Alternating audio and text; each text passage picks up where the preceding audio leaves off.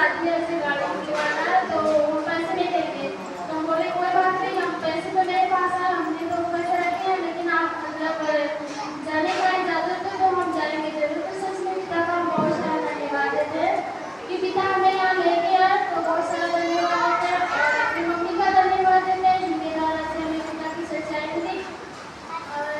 और भैया का भी धन्यवाद देते हैं जिनके द्वारा से हमारा जीवन और बहुत सारा धन्यवाद देते हैं। और ऐसे हम ऐसे अपने जीवन में गवाही लगाएंगे कि जैसे हम पिता में नहीं थे, जब हम सच्चाई को नहीं जानते थे ना, तो हमारा जीवन ऐसे बहुत ही ज़्यादा खराब था और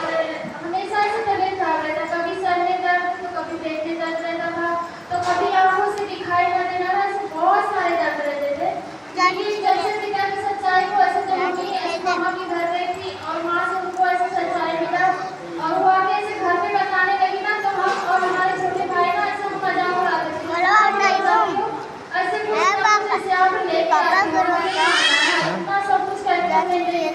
कहीं से कोई फायदा नहीं मिल रहा और हमसे नहीं मानेंगे ना। लेकिन सच में पिता का बहुत पिता ने हमें पहले से क्या जैसे बचपन में लिखा है ना, लेते हैं ना तभी पिता हमें से क्या छीन लेते हैं। तो ऐसे कुछ दिन बाद ऐसे हमारे छोटे भाई की ऐसे तबीयत खराब हुई और ऐसे भैया ने ऐसे इलाज करवाए,